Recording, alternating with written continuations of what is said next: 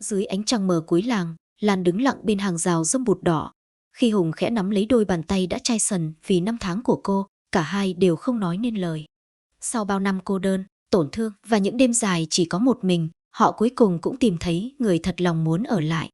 Hùng nhìn sâu vào mắt Lan rồi chậm rãi nói, anh không thể bù đắp những mất mát em đã trải qua, nhưng anh muốn là người cùng em đi hết quãng đời còn lại. Nghe những lời ấy, đôi mắt Lan đỏ hoe. Giữa không gian yên tĩnh của làng quê, hai trái tim từng lạc lõng đã tìm thấy bến đỗ bình yên nhất của đời mình. Mời bạn lắng nghe câu chuyện tình của người phụ nữ cô đơn, nơi đồng quê hiu quạnh. Ở một vùng quê nhỏ, nằm ven con sông Hiền Hòa, nơi những cánh đồng lúa trải dài ngút ngàn và những con đường đất đỏ quanh co nối liền từng mái nhà đơn sơ. Có một người phụ nữ tên Lan sống, lặng lẽ trong căn nhà cấp 4 cũ kỹ, bên hàng rào dâm bụt đỏ. Hàng rào ấy đã ở đó từ rất lâu, từ khi chồng cô còn sống. Ngày ấy, chính tay anh đã trồng từng gốc dâm bụt dọc theo lối đi trước sân. Mỗi mùa hoa nở, những bông hoa đỏ rực như thắp sáng cả khoảng sân nhỏ. Nhưng giờ đây, người trồng hoa đã không còn, chỉ còn Lan mỗi ngày âm thầm chăm sóc hàng rào như một cách gìn giữ những ký ức cuối cùng của cuộc hôn nhân năm nào. Chồng Lan mất trong một tai nạn, lao động cách đây gần 7 năm. Ngày nhận tin dữ, cô như chết lặng. Cả bầu trời dường như sụp xuống trước mắt người phụ nữ vốn chỉ quen sống dưới sự che chở của chồng. Từ một người phụ nữ luôn có người đồng hành bên cạnh, Lan trở thành góa phụ khi tuổi đời còn rất trẻ. Những ngày đầu sau đám tang là chuỗi ngày đau đớn nhất mà cô từng trải qua. Đêm nào cô cũng thức trắng. Mỗi khi mở mắt giữa đêm khuya, nhìn sang khoảng giường trống bên cạnh, trái tim cô lại nhói lên như có ai bóp nghẹt. Có những lúc cô tưởng như mình nghe thấy tiếng chồng gọi ngoài sân, vội vàng chạy ra mở cửa rồi đứng lặng giữa màn đêm chỉ có tiếng gió thổi qua những bụi chuối sau nhà. Thời gian trôi qua, nỗi đau dần lắng xuống nhưng không bao giờ biến mất hoàn toàn. Nó nằm đó trong lòng Lan như một vết sẹo cũ, thỉnh thoảng lại nhói lên mỗi khi cô vô tình nhìn thấy một hình ảnh quen thuộc hay nghe ai đó nhắc đến chuyện gia đình.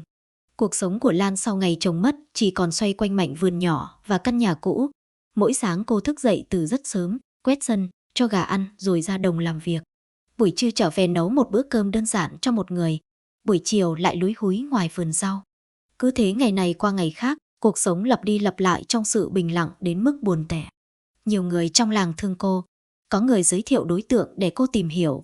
Có người khuyên cô nên đi thêm bước nữa để có người bầu bạn lúc tuổi già. Nhưng lần nào Lan cũng chỉ cười rồi từ chối. Không phải cô không cần yêu thương, cũng không phải cô còn quá nặng lòng với quá khứ. Chỉ là sau những tổn thương đã trải qua, cô không còn đủ dũng khí để bắt đầu lại từ đầu. Cô sợ một ngày nào đó mình lại mất đi người mình yêu thương thêm một lần nữa. Cô sợ những lời dị nghị của thiên hạ. Và hơn hết, cô đã quen với sự cô đơn đến mức không biết liệu trái tim mình còn có thể rung động hay không. Những chiều mùa hè, khi mặt trời dần khuất sau lũy tre cuối làng, Lan thường kéo chiếc ghế gỗ cũ ra trước hiên nhà ngồi nhìn con đường đất chạy ngang qua cổng. Trẻ con trong xóm ríu rít gọi nhau đi tắm sông. Những người đàn ông đi làm đồng trở về trong tiếng cười, nói rôm rả. Các bà vợ tất bật chuẩn bị bữa cơm chiều rồi đứng trước ngõ chờ chồng về. Cảnh tượng bình dị ấy lại khiến Lan thấy lòng mình trùng xuống. Cô nhớ những ngày còn có chồng bên cạnh, nhớ những bữa cơm đạm bạc nhưng luôn đầy ắp tiếng cười. Nhớ những tối mất điện, cả hai ngồi ngoài sân quạt cho nhau, nghe tiếng côn trùng kêu. Nhớ cả những lần cãi vã vu vơ rồi lại làm hòa chỉ sau vài câu nói. Tất cả giờ chỉ còn là ký ức. Mỗi khi màn đêm buông xuống, căn nhà của Lan trở nên rộng hơn, lạnh hơn và trống trải hơn. Có những đêm mưa lớn, tiếng gió đập vào cửa sổ khiến cô giật mình thức giấc. Cô bật đèn rồi ngồi lặng hàng giờ nhìn mưa rơi ngoài sân. Không phải vì sợ hãi, mà vì những khoảnh khắc ấy khiến cô cảm nhận rõ nhất sự cô độc của mình. Người ta thường nói phụ nữ mạnh mẽ là những người không biết khóc, nhưng Lan biết mình không hề mạnh mẽ như mọi người vẫn nghĩ. Chỉ là cô đã học cách giấu nước mắt vào trong, học cách mỉm cười, ngay cả khi lòng mình đầy những khoảng trống không ai nhìn thấy. Dẫu vậy, sâu trong trái tim người phụ nữ ấy vẫn luôn tồn tại một khát khao rất đỗi bình thường. Đó là được có một người để sẻ chia những câu chuyện mỗi ngày, một người để hỏi han khi đau ốm, một người để cùng ngồi uống chén trà vào mỗi buổi chiều. Nhưng Lan chưa bao giờ dám nói điều đó với bất kỳ ai. Cô sợ người khác sẽ cho rằng mình yếu đuối. Vì thế, cô tiếp tục sống những ngày tháng lặng lẽ bên hàng rào dâm bụt đỏ, tiếp tục chăm sóc khu vườn nhỏ, tiếp tục đi qua từng mùa mưa nắng trong sự bình yên tưởng như bất biến. Lan không hề biết rằng ở cách nhà mình chỉ vài căn, có một người đàn ông cũng đang sống trong nỗi cô đơn giống như cô. Một người đàn ông tên Hùng. Và định mệnh đang âm thầm chuẩn bị cho cả hai Một cuộc gặp gỡ sẽ thay đổi hoàn toàn những năm tháng còn lại của cuộc đời họ. Buổi chiều hôm ấy, cơn mưa đầu mùa bất ngờ kéo đến. Gió thổi mạnh làm những tán chuối sau nhà Lan nghiêng ngả. Bầu trời tối sầm lại chỉ trong chốc lát. Khi Lan vừa bật chiếc bóng đèn trong bếp thì một tiếng nổ nhỏ vang lên. Cả căn nhà lập tức chìm trong bóng tối. Cô loay hoay tìm đèn pin rồi kiểm tra cầu dao nhưng không biết phải làm thế nào. Nhìn căn nhà tối om giữa trời mưa, Lan chợt nhớ đến Hùng. Sau vài phút chần chừ, cô khoác áo mưa bước sang nhà anh. Khi thấy Lan đứng ngoài cổng, Hùng lập tức hiểu có chuyện xảy ra.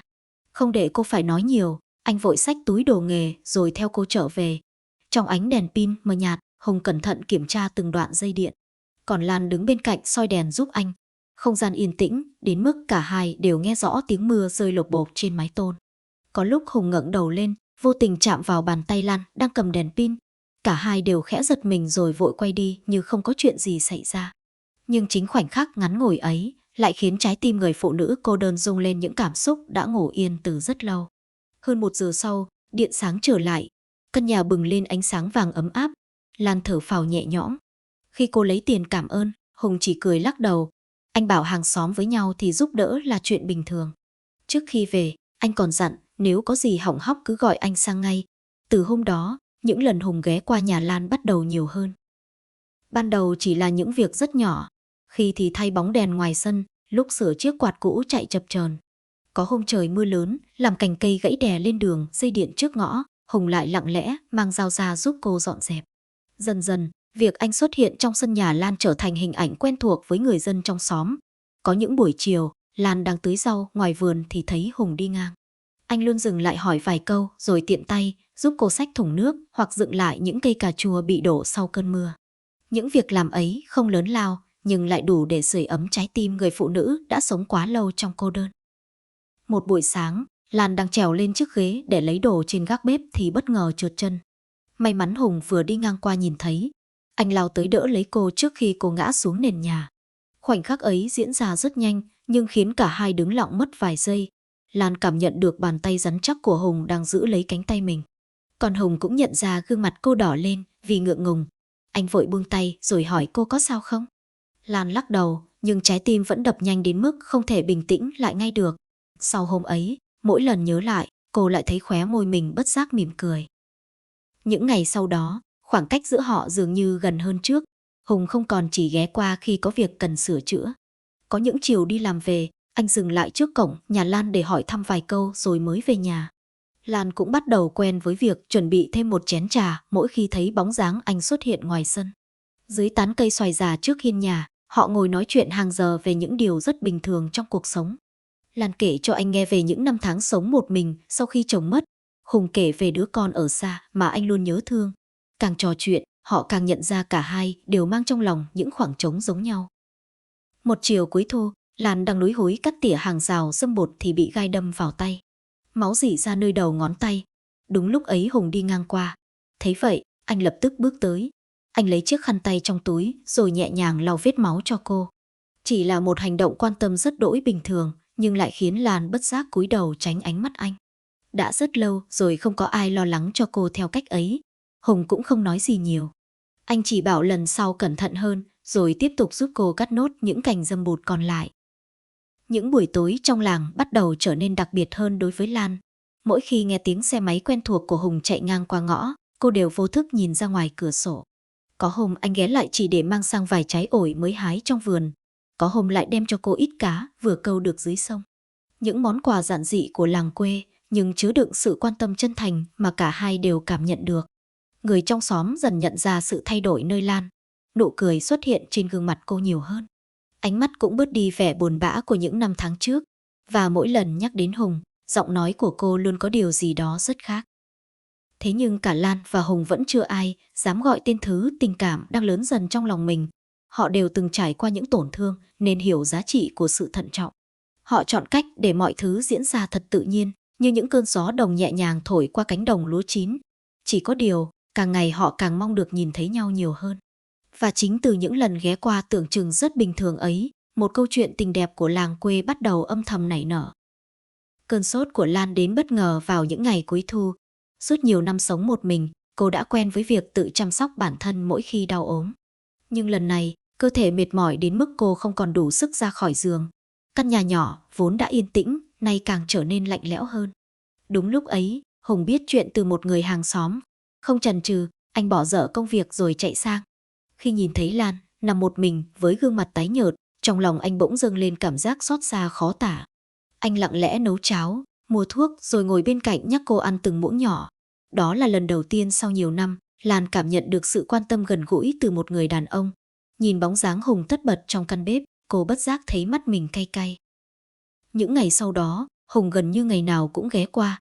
Sáng trước khi đi làm anh ghé hỏi thăm xem Lan đã đỡ chưa. Chiều tan việc anh lại mang sang ít trái cây hoặc vài món ăn nóng hổi. Dần dần, căn nhà vốn chỉ có sự im lặng bắt đầu có thêm tiếng cười và những câu chuyện kéo dài đến tận lúc mặt trời lặn. Lan nhận ra mình mong ngóng tiếng xe máy của Hùng mỗi chiều hơn bao giờ hết. Còn Hùng cũng thấy ngày nào không được nhìn thấy Lan thì lòng mình bỗng thiếu đi một điều gì đó. Một buổi chiều cuối năm, gió từ cánh đồng thổi về mang theo mùi thơm của lúa chín. Lan ngồi trước hiên nhà nhặt rau, còn Hùng đang sửa lại chiếc ghế gỗ cũ cho cô. Ánh nắng vàng nhạt phủ lên khoảng sân nhỏ. Khung cảnh bình yên đến mức cả hai đều không muốn phá vỡ sự yên tĩnh ấy. Thỉnh thoảng ánh mắt họ gặp nhau rồi lại vội quay đi. Nhưng càng cố giấu, họ càng nhận ra tình cảm trong lòng mình đã lớn hơn rất nhiều so với những gì từng nghĩ. Người trong làng bắt đầu để ý đến sự xuất hiện thường xuyên của Hùng bên nhà Lan. Có người tò mò, có người bàn tán, nhưng cũng có rất nhiều người âm thầm ủng hộ. Bởi ai cũng hiểu rằng sau những mất mát và cô đơn, cả Lan và Hùng đều xứng đáng được tìm thấy hạnh phúc.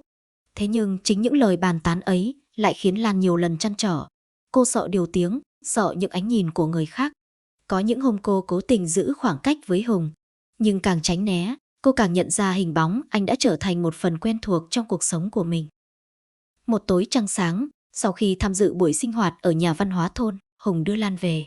Con đường làng vắng lặng, chỉ còn tiếng côn trùng rạ rích trong đêm. Khi đi ngang qua cây đa đầu làng, cả hai cùng dừng lại.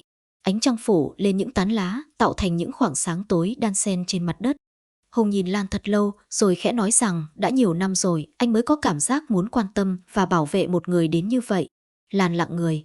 Những lời nói chân thành ấy khiến trái tim cô rung động mạnh mẽ. Đêm ấy, lần đầu tiên họ thẳng thắn chia sẻ những cảm xúc giấu kín bấy lâu. Hùng kể về những năm tháng cô độc sau cuộc hôn nhân đổ vỡ.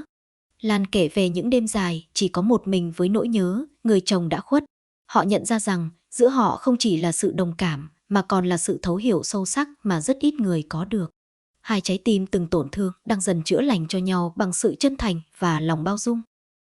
Từ ngày hôm đó, tình cảm giữa Lan và Hùng không còn là điều chỉ riêng họ biết. Họ bắt đầu xuất hiện cùng nhau nhiều hơn. Cùng đi chợ phiên, cùng chăm sóc khu vườn nhỏ, cùng ngồi uống trà mỗi chiều dưới gốc xoài trước sân. Mỗi khoảnh khắc bên nhau đều bình dị nhưng lại mang đến cảm giác ấm áp mà cả hai đã đánh mất từ rất lâu. Và rồi trong một buổi chiều mùa gặt, khi mặt trời đang dần khuất sau cánh đồng vàng óng, Hùng lấy hết can đảm để nói ra điều mình giữ kín trong lòng suốt bao tháng ngày.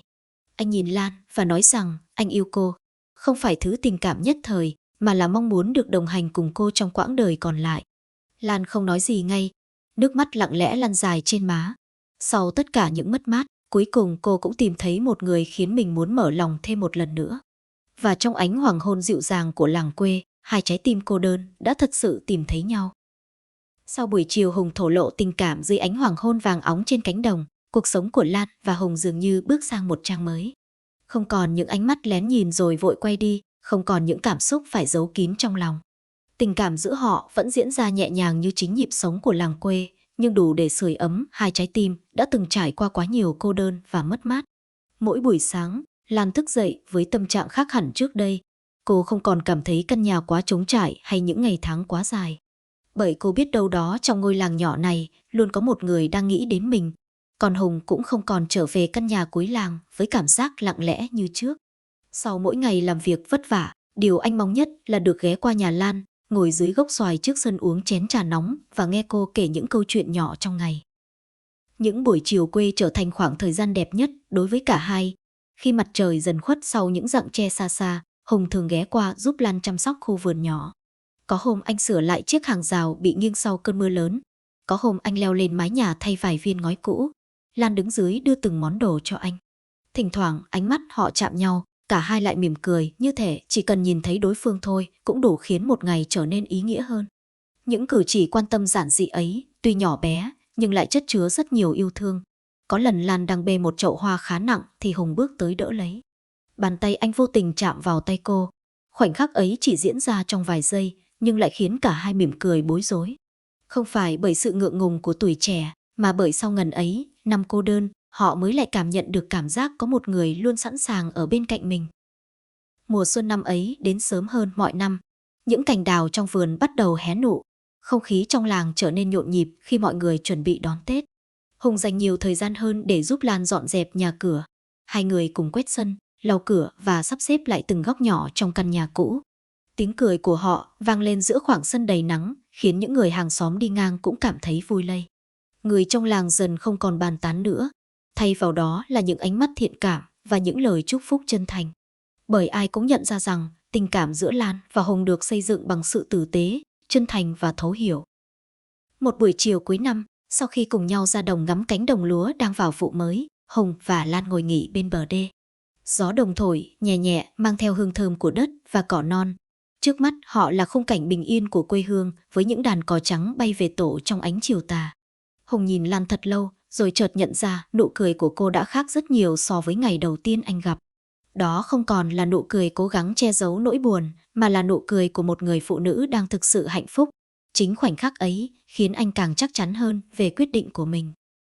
Ít lâu sau, Hùng mang theo một bó hoa dại tự tay hái ngoài đồng đến gặp Lan. Không có những lời hoa mỹ hay những món quà đắt tiền. Anh chỉ đứng trước hiên nhà, nơi hàng rào dâm bụt vẫn đỏ rực mỗi mùa hoa nở, rồi chân thành nói rằng anh muốn cùng cô đi hết quãng đời còn lại. Lan lặng người trong giây lát. Bao nhiêu năm sống một mình, cô từng nghĩ sẽ không còn ngày nào mình được nghe những lời như thế nữa. Nước mắt chậm rãi lăn xuống trên gương mặt, nhưng đó là những giọt nước mắt của niềm hạnh phúc. Cô gật đầu trong sự xúc động nghẹn ngào. Với Lan, hạnh phúc không phải là những điều lớn lao. Hạnh phúc đơn giản là sau những ngày tháng dài đằng đẵng của cô đơn, cuối cùng cũng có một người thật lòng muốn ở lại bên mình. Đám cưới của Lan và Hùng diễn ra giản dị tại nhà văn hóa thôn vào một ngày đầu xuân. Không có tiệc cưới xa hoa, không có những nghi thức cầu kỳ, chỉ có bà con hàng xóm, những người đã chứng kiến hành trình của họ từ những ngày đầu tiên. Tiếng cười nói rộn ràng vang khắp sân. Những lời chúc phúc chân thành khiến cả Lan và Hùng đều xúc động.